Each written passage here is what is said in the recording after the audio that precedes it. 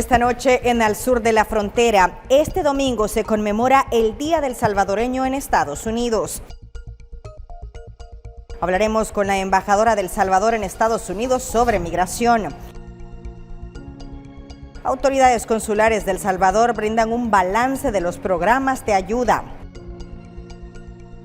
Honduras recibe menos deportados desde México y Estados Unidos.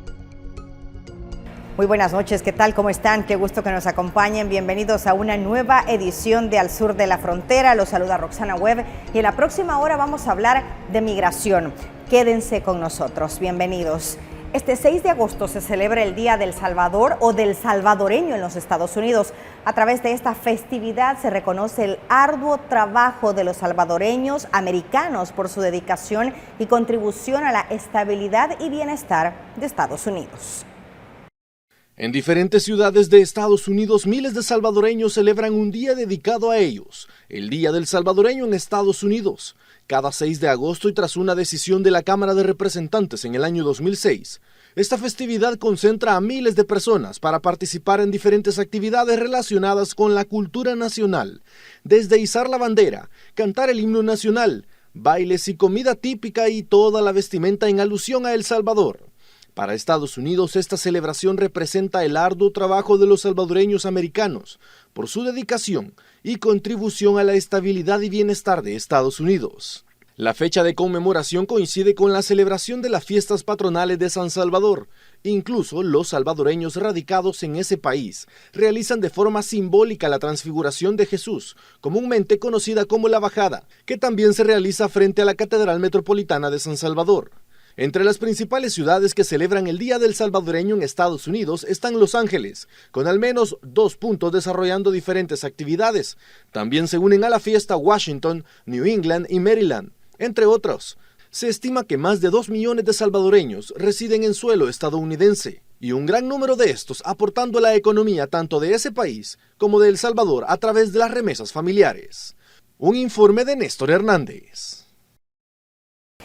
Y veamos en la siguiente nota qué supone para la economía, especialmente con el tema de las remesas, los salvadoreños en los Estados Unidos.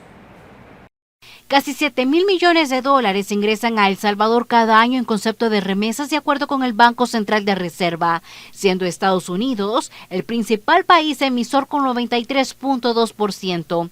Y es que en ese lugar residen más de 1.4 millones de salvadoreños, de los cuales el 79.7% envían remesas familiares. El 63.6% de estas lo hacen de forma mensual, por un valor promedio de $330.3 por envío. Este dinero es utilizado en primer lugar para consumo, también para pago de servicios y gastos médicos. Informes también detallan que el 77.6% de salvadoreños en Estados Unidos ha realizado inversiones en ese país, así como en El Salvador. Respecto a estas cifras, la población opina que este tipo de ingresos viene a mejorar la calidad de vida de las personas. Sí ayuda bastante con lo que nos mandan a veces, ayuda bastante a la economía de El Salvador. ¿Por qué? Porque como aquí hay varias personas que no tenemos empleo, por lo menos los ancianos, aquí a los ancianos no les dan empleo. Entonces esas personas sí se sostienen bastante porque sus familiares les mandan, ¿verdad? Entonces sí, ayuda bastante. Durante el primer semestre de este año, el envío de remesas incrementó en 5.2%, es decir, que de enero a junio el país recibió 4.020 millones de dólares, 200 millones más que durante el mismo periodo del año pasado, de acuerdo a datos del Banco Central de Reserva. Respecto a las operaciones de percepción de remesas familiares, también presentó un aumento del 4.8%, equivalentes a 560,000 más que en 2022.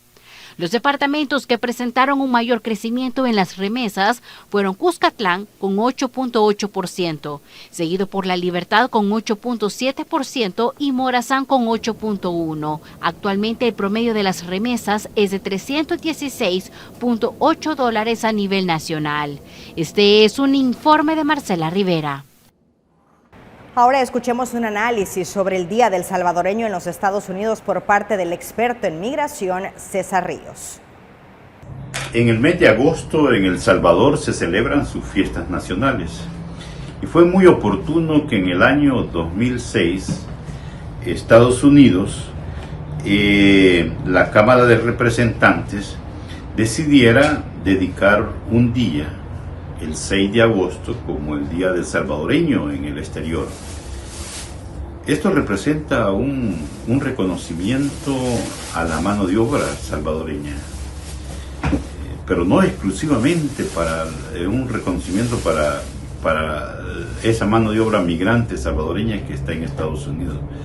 También creo que hay que profundizar un poco más y es un reconocimiento al aporte que ellos han hecho a la sociedad en su conjunto de Estados Unidos, aportes económicos, aportes culturales y una consolidación muy grande del grupo social salvadoreño como migrante a toda la cultura norteamericana. También creo que es de valorar este reconocimiento que se le hace a los salvadoreños en Estados Unidos. Y resulta también oportuno en este momento en el que se están elaborando políticas públicas. Se tiene programado una revisión de la ley inmigrante en Estados Unidos, de esa reforma famosa. Y así como ha habido este reconocimiento de la mano de obra salvadoreña, esto debe quedar marcado también a la hora de modificar y de revisar y de hacer esta reforma migratoria. Hay que tener valoraciones y reconocimientos políticos, de participación, de salario, de derechos laborales, que deben ser plasmados en estas leyes, en honor a estos que han aportado a Estados Unidos. Ahora vamos a ahondar sobre el Día del Salvadoreño en los Estados Unidos. Para ello nos enlazamos con la embajadora del Salvador en los Estados Unidos, Milena Mayorga. Qué gusto que nos acompañe, embajadora. Bienvenida. Hola Roxana, qué gusto saludarlos y podernos enlazar por este medio. ¿Por qué se designó el 6 de agosto como el Día del Salvadoreño en los Estados Unidos? Bueno, fue a través de un decreto legislativo en el Congreso de los Estados Unidos por darle un lugar muy merecido a todos los salvadoreños. Esto fue en el 2006, pero sin embargo en Los Ángeles ya se celebraba el Día del Salvadoreño por nuestro divino patrono, el Salvador del mundo, desde 1999. Así que esto fue meramente un formalismo, pero también un reconocimiento a todo el trabajo que hacen los salvadoreños aquí en Estados Unidos y por supuesto a nuestra cultura. ¿Qué impacto tiene la comunidad salvadoreña en los Estados Unidos? La comunidad salvadoreña es una comunidad muy vibrante, son grandes emprendedores, no tienen barreras del idioma o de las grandes ciudades. Muchos vienen de cantones y de pueblos y al llegar a Estados Unidos realmente aquí hay ciudades enormes y rompieron esa barrera y es por eso que a mí me encanta visitarlos. Diferentes emprendimientos, empresarios grandes, medianos, pequeños, y no solamente empresas, sino que también cualquier salvadoreño donde llegue se supera en el ámbito religioso, cultural, por supuesto educativo, entre otros. Así que los salvadoreños somos un motor muy importante en la economía de Estados Unidos y de grandes ciudades. Ya podemos decir que los salvadoreños están por todo Estados Unidos. Ya no hay un estado en específico, sino que se van moviendo donde existen las oportunidades. ¿Dónde está la mayor concentración de salvadoreños en los Estados Unidos y cuál es su aporte? Bueno, el último dato que nos dio el BCR es que el 93% de las remesas son provenientes de Estados Unidos y en eso podemos ver reflejado el número de salvadoreños que hay en el exterior, especialmente en suelo estadounidense, que nunca se desprende de su país, pero hay un comportamiento distinto. Ya los salvadoreños no solo están mandando su remesa para un aporte a la familia, una ayuda familiar, que se va prácticamente a consumismo, ¿verdad? Ya sea de medicinas, ropa, comida, sino que también para emprender. Ya estamos viendo que vamos a superar quizás ya la barrera de los 1.000 millones en emprendimiento por parte de nuestra diáspora que se han decidido por el nuevo clima de seguridad que hay en El Salvador, porque ven realmente las condiciones que nunca tuvieron en el pasado con otros gobiernos y que por eso ahora vienen a comprar casas, terrenos, abrir negocios, están mucho emprendiendo en el tema de turismo en diferentes zonas, pero especialmente,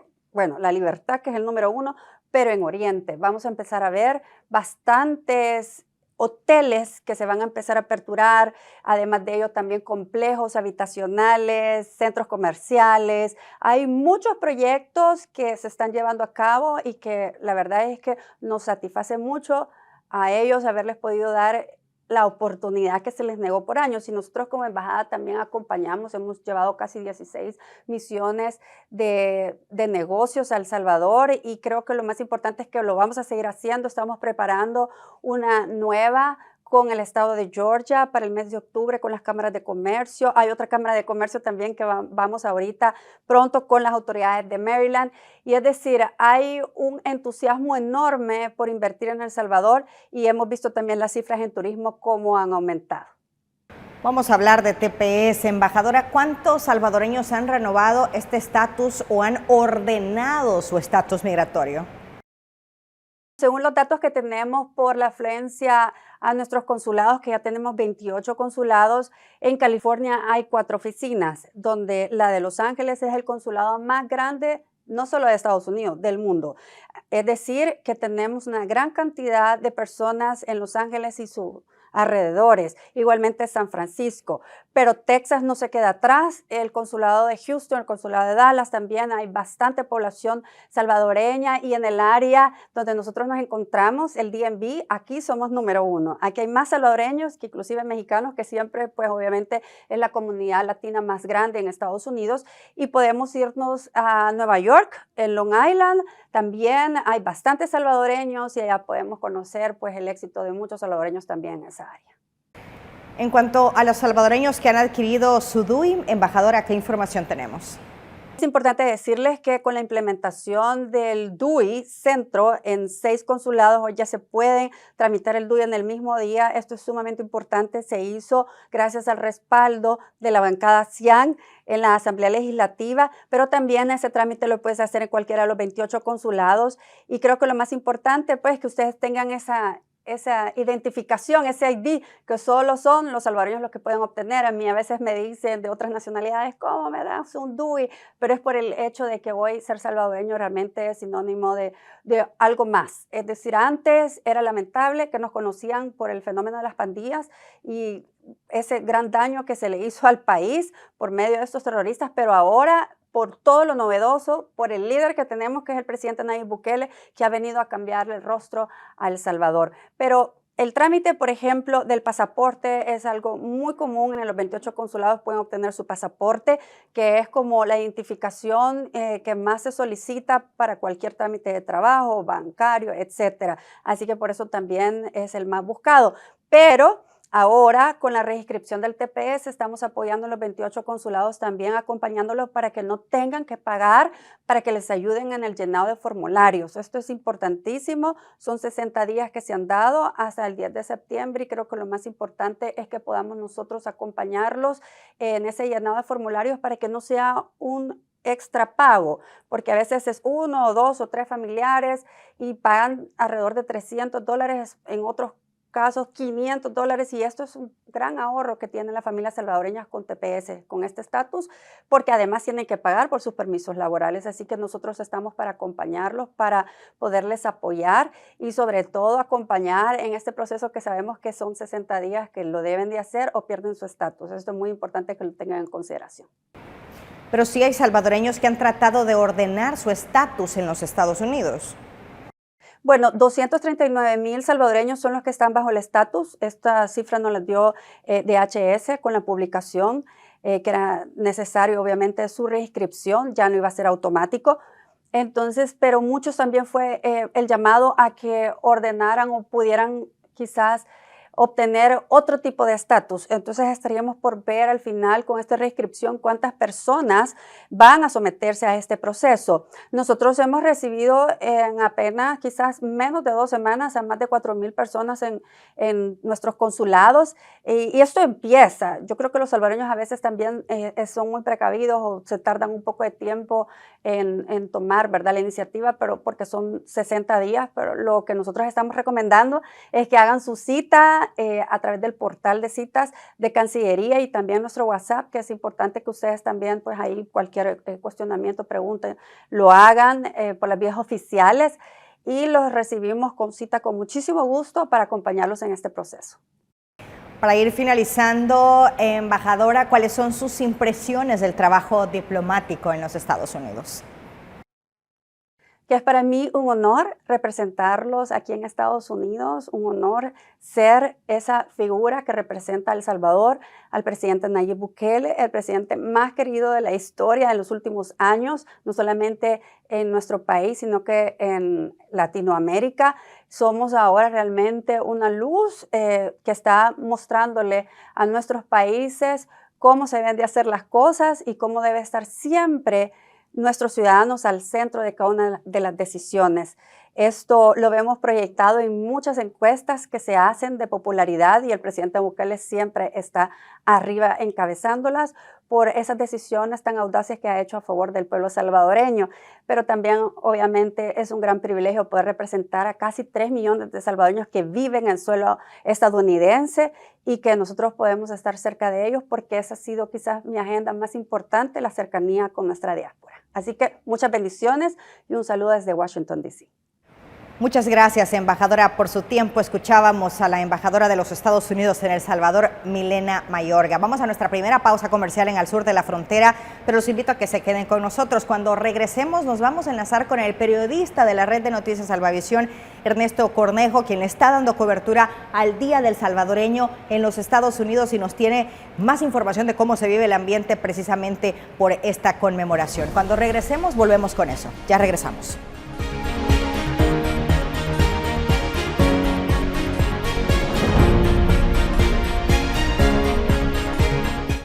Yo considero mi profesión un privilegio. Hablar en público es importante, evidentemente, no solo para quienes trabajamos en medios de comunicación, quienes hacemos de esa habilidad una herramienta para transmitir mensajes claros, directos, concisos y precisos. Desde niña soñaba con ser conductora de noticias y sin duda se convirtió en mi carrera.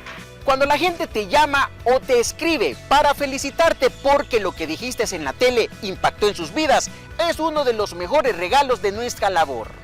Si eres un emprendedor y quieres hablarle a tu audiencia en redes, en tu blog o en tu canal de YouTube, o si tienes el sueño de ser un comunicador institucional, un vocero o un presentador de noticias, este diplomado es para ti. ¿Qué necesitas? Actitud, deseo de aprender y moverte ya para alcanzar tus sueños. Proyectar la voz, entender que todo comunica, nuestra vestimenta, el maquillaje, la postura, el uso de los elementos técnicos, micrófonos, iluminación, todo lo que nos permita alcanzar nuestros objetivos de comunicación. Aquí la pregunta es, ¿qué tan lejos querés llegar?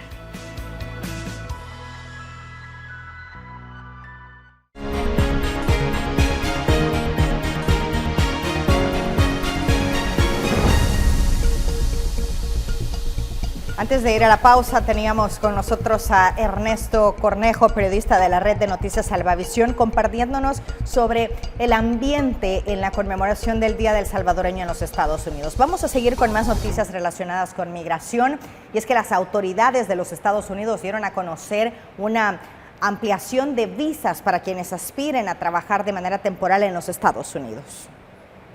El Salvador se encuentra en la lista de los países que el gobierno de Estados Unidos asignó 20,000 visas temporales de trabajo para laborar en áreas no agrícolas, como hotelería, turismo, paisajismo, procesado de peces y mariscos y otras oportunidades de acuerdo a la temporada estacionaria.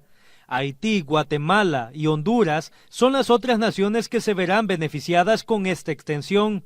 El programa H2B permite a las empresas contratar temporalmente a trabajadores extranjeros para realizar trabajos o servicios no agrícolas en Estados Unidos. El empleo debe ser por un periodo limitado de tiempo y el peticionario debe tener una necesidad temporal de la mano de obra o servicio a realizar. En lo que va de 2023, Estados Unidos ha otorgado al menos 57,000 visas de trabajo a países de la región, acciones que buscan reducir la migración irregular hacia el país del norte y poner a disposición vías legales.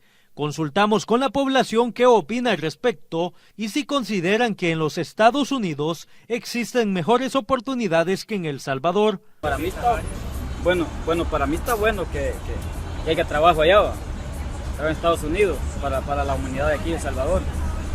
Está bueno, sí, de dar el trabajo, todo, y está bueno. ¿Siente que hay más oportunidades? Hay más oportunidades, sí, oportunidades de trabajo, ¿va?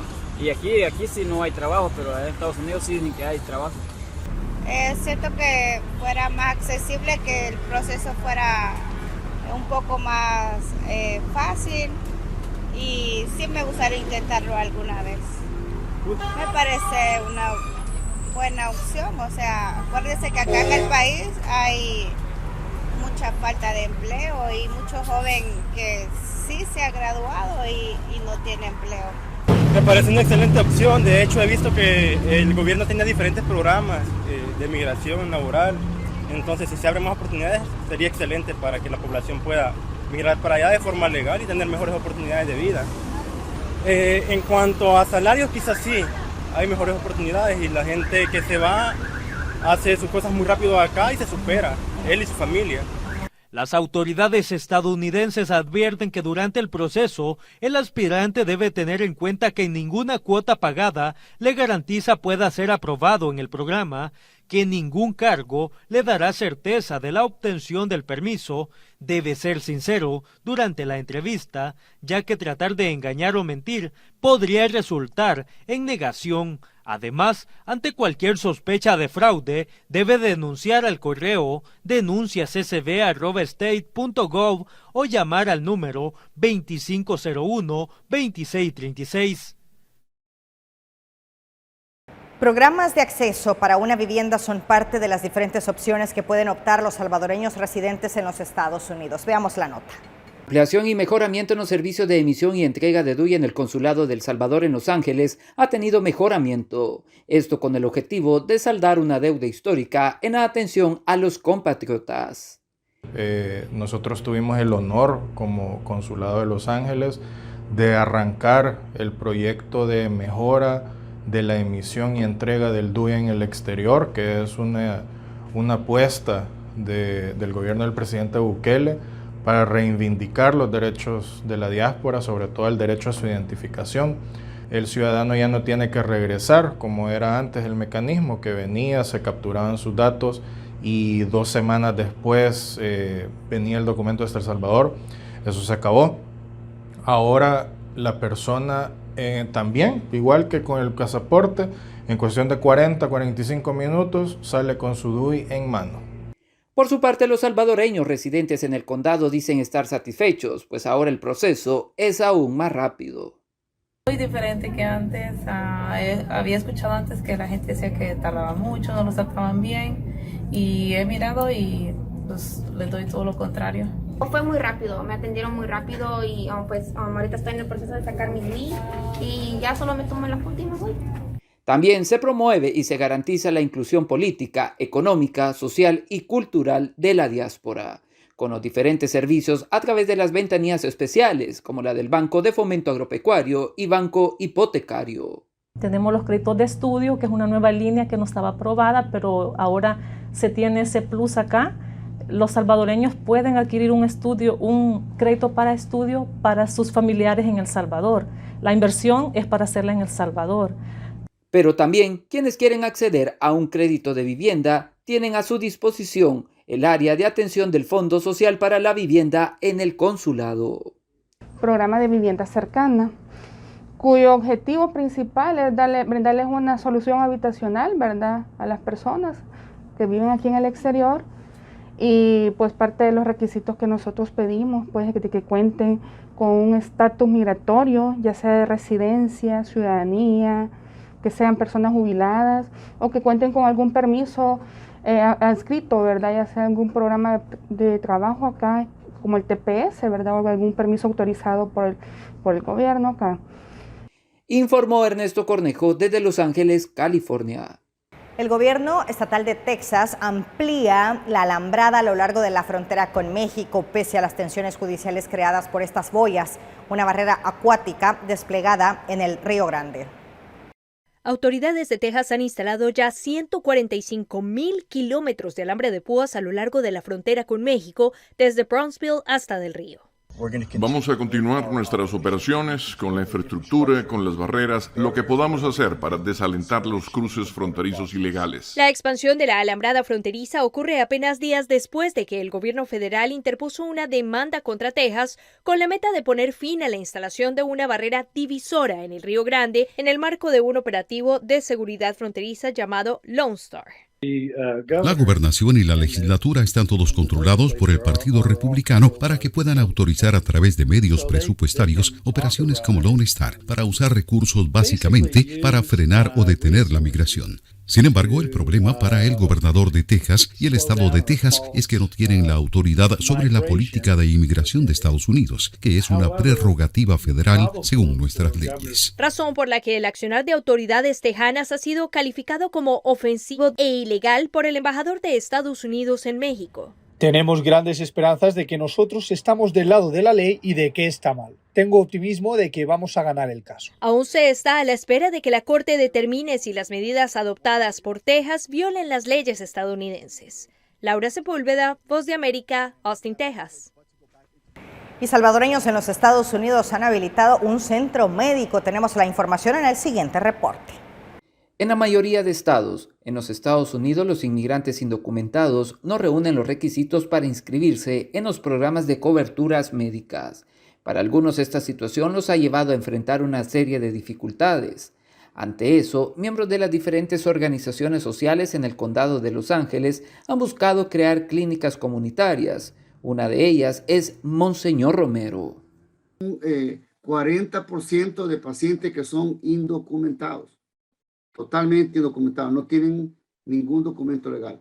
Esos pacientes reciben servicio de parte nuestra porque la Clínica Romero está regida por nuestra misión de servicio al pobre, al más necesitado, a aquellos que no tienen seguro médico, los que tienen, que bueno, y los que no tienen, siempre les vamos a servir. Nosotros tenemos una filosofía de no negar el servicio a nadie, siempre buscamos cómo encontrar la forma de ayudarle, y gracias a Dios el condado de Los Ángeles da apoyo a la comunidad inmigrante indocumentada a través de un programa que se llama My Health LA, Mi Salud de Los Ángeles. Desde el comienzo de la pandemia del COVID-19, los grupos que abogan por los inmigrantes han señalado que muchos de ellos son renuentes a solicitar asistencia médica o otros servicios sociales, por temor a las detenciones que aumentaron durante el gobierno del ahora expresidente Donald Trump. Pese a esto, han buscado la manera de llevar la atención a otros puntos, como los campamentos migrantes ubicados en la zona fronteriza de los Estados Unidos. Antes de la pandemia, nosotros inclusive estábamos yendo a Tijuana a servir a los refugiados migrantes que estaban en Tijuana. Tuvimos varios viajes, les llevábamos comida, les llevábamos medicina. Pero pues llegó la pandemia y ya no hemos podido hacer ese trabajo. Sin embargo, hemos estado sirviendo a los niños no acompañados que llegaron hace unos 5 meses o 6 meses, que están aquí en Pomona. Clínica Romero les ha estado brindando servicios dentales y otro tipo de servicios también, tengo entendido. Cerca de 40 millones de inmigrantes viven en los Estados Unidos y se estima que alrededor de 11.4 millones no tienen un estatus migratorio regular, según cifras del Departamento de Seguridad Nacional. De estos, el 70% no cuenta con una asistencia médica. Informó Ernesto Cornejo desde Los Ángeles, California. La cantidad de migrantes deportados desde Estados Unidos y México ha sufrido una disminución sustancial, reportan las autoridades migratorias en Honduras. Estadísticas del Instituto Nacional de Migración registran que la cifra de deportados a Honduras durante los primeros 6 meses del presente año fue de 29.746 personas, frente a las 52.000 contabilizadas en el mismo periodo del 2022. Se trata de una reducción del 43%. Podríamos cerrar con 30.000 retornados menos que el año anterior. Eso es algo considerable en cifras, pero definitivamente es un reto para nosotros como gobierno seguir trabajando y atacando las causas que generan la migración. A pesar de la disminución de deportados desde México y Estados Unidos, la migración infantil sigue generando preocupación, porque solo en Honduras más de 180.000 menores han sido retornados en los últimos 2 años. Pero esta disminución de las deportaciones refleja la insatisfacción social por no tener mejores condiciones de vida, advierte el experto César Castillo. O sea, muchos de estos se están pagando hasta $12,000 a $15,000 a un coyote para que los pueda cruzar a la frontera de Estados Unidos, para que puedan llegar a Estados Unidos. Y en ese intento por llegar a Estados Unidos, muchos de ellos fracasan, son capturados, son retornados al país y vienen en peores condiciones que las que se fueron. UNICEF anunció que destinará $1 millón a la atención de casi 500.000 personas, de ellas 318.000 niños en países de América Latina, que reflejan crisis de migración infantil. Hasta el momento, Latinoamérica ha sido identificada como una de las regiones con una crisis de migración irregular e infantil compleja. Óscar Ortiz, Voz de América, Honduras. Continuamos con historias de los salvadoreños en los Estados Unidos. Veamos la nota. En los últimos 8 años, los latinos han fundado el 52% de los negocios en los Estados Unidos. Uno de los estados que refleja el mayor índice de crecimiento es California, por su amplio campo en las inversiones, área que lo tienen claro los miembros de la Cámara de Comercio Metropolitana Hispana de Los Ángeles, quienes a través de la cooperación del gobierno estadounidense han buscado apoyar a este sector. Importante, no puedo decir maravilloso de California, no solo es que es un estado santuario, sino que a través de los años ha tratado de apoyar a esos migrantes con o sin documentos para que logren salir y logren establecer sus economías. Cámara de Comercio aprendió de que estos migrantes que proceden de toda América Latina necesitan ese apoyo, pero también lo necesitan de mano a mano con sus países. Y Cámara de Comercio Metropolitana lo está haciendo.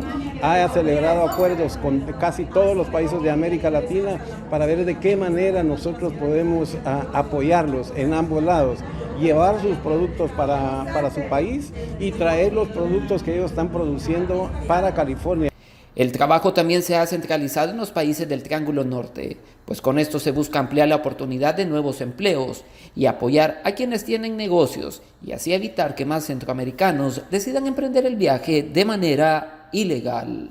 Las inversiones que ha hecho el gobierno federal norteamericano y ahora la figura es a través de ONGs, pero ONGs que nosotros mismos estamos ayudando a fundar en cada país.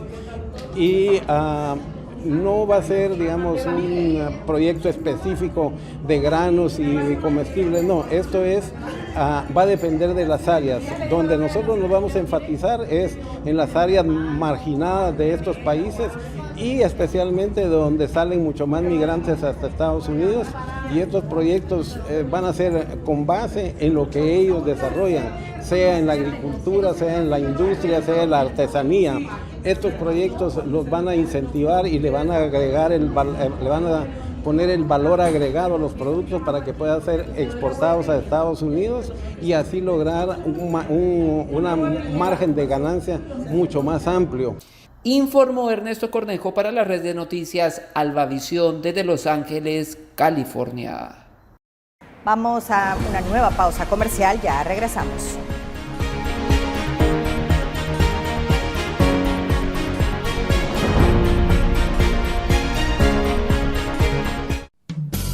Seguirte preparando ahora es posible desde casa, gracias a la Escuela de Comunicaciones de la Red Salvadoreña de Medios. Aprende sobre comunicación no verbal, redes sociales, teletrabajo, emprender, cómo reacciona tu cerebro ante la crisis y más. Solo ingresa al www.escuelarsm.com. Tenemos acceso al aula virtual. Regístrate con tus datos personales, realizas el pago con tarjeta de crédito o débito y estás a un clic de iniciar tu proceso de aprendizaje. Cada curso cuenta con videos explicativos, plantillas descargables y ejercicios prácticos. Una vez completadas todas las sesiones, obtienes un diploma digital.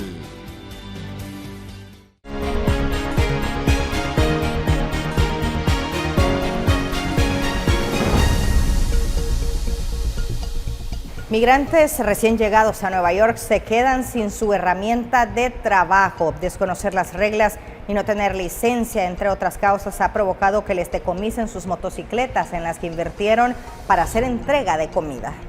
Con la ola de migrantes que han llegado a la Gran Manzana, también ha aumentado el número de motocicletas estacionadas afuera de los hoteles de emergencia o transitando por las calles. Pero la ilusión de rentar o comprar uno de estos vehículos para trabajar como repartidores de comida está llegando a su fin. Nos las han quitado porque no las han visto plaqueadas o simplemente porque están aquí. Sí, porque ayer llegaron y se llevaron casi todas las que estaban ahí. Muchos desconocen las reglas o manejan sin licencia y otros no llevan el casco, se saltan la luz en rojo o conducen por la vía de las bicicletas o de manera temeraria, dice Antonio González. Si pueden comprar una nueva y matriculizarla y tener su licencia, su casco y no andar por la ciclovía, porque la ciclovía también, por eso es que multan mucho. Esta es la segunda motocicleta de Richard Urdaneta, la compró por $1,400 luego de que le decomisaron la primera y espera de esta forma poder proveer sustento a su familia. Yo tenía una alquilada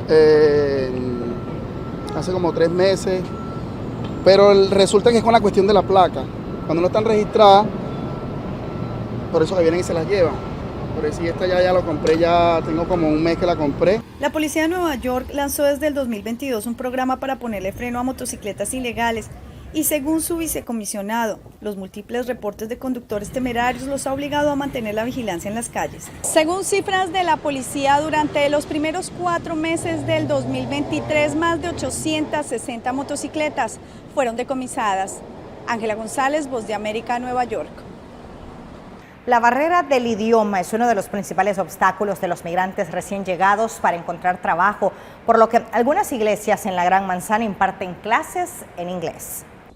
Llegan a las 11 de la mañana los sábados a esta parroquia del Buen Pastor en Brooklyn.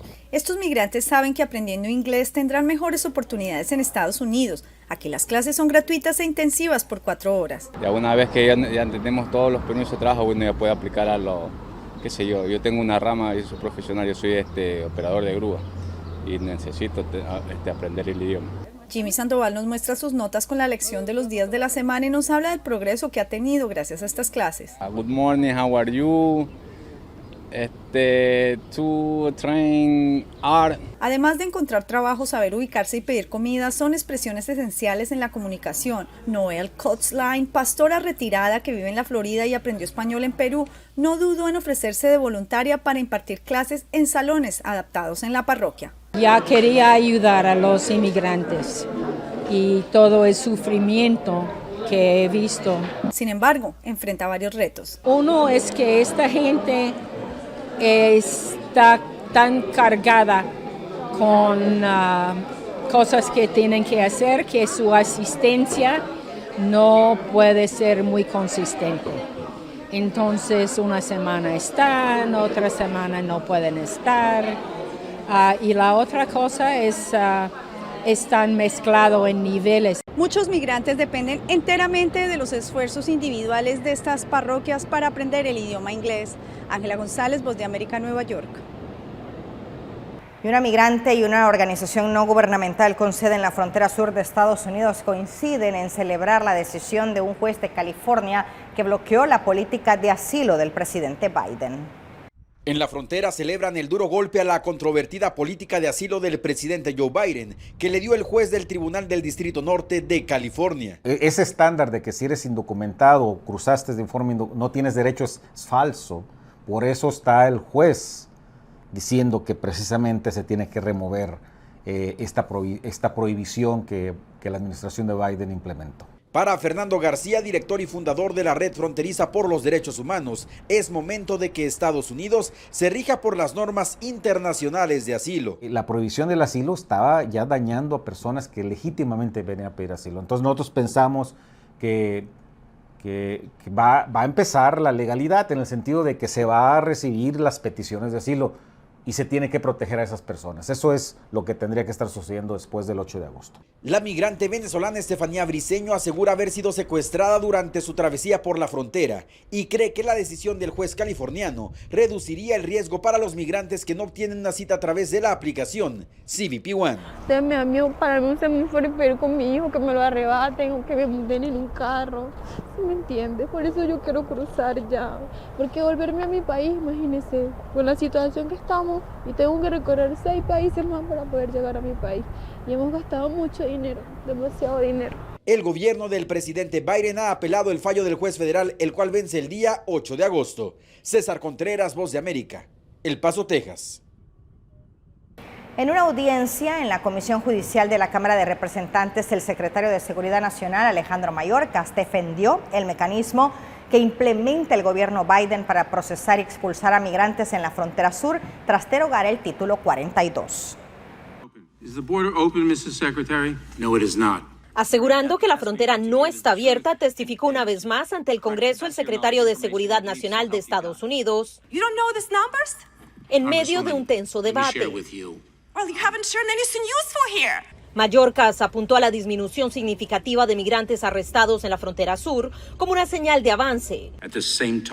Al mismo tiempo que imponemos consecuencias más duras a aquellos que recurren a las despiadadas organizaciones de contrabando que se aprovechan de los más vulnerables. La audiencia se dio mientras una norma de restricción de asilo de la administración Biden es impugnada en una corte federal, lo que según Mayorkas no detendrá la deportación acelerada de migrantes que crucen de forma irregular. El funcionario defendió el uso de la aplicación móvil CBP One ante los cuestionamientos de legisladores republicanos. Nos permite evaluar y examinar a las personas antes de que lleguen a nuestra frontera. El legislador republicano Jim Jordan criticó las políticas de la Casa Blanca. Sabemos que esta administración viola completamente las leyes de aquellos que instituyen políticas seguras, ordenadas y humanas. Pero nada sobre las políticas de la administración Biden es seguro, ordenado o humano. Mayorkas ha sido señalado por la bancada republicana como un posible objetivo para un juicio político. Los argumentos de los legisladores se centran en la responsabilidad del funcionario en la crisis fronteriza antes, durante y después del fin del título 42. Celia Mendoza, Voz de América, Washington. Es todo por nuestra parte. Gracias por habernos acompañado. Estuvo con ustedes Roxana Webb. Hasta la próxima.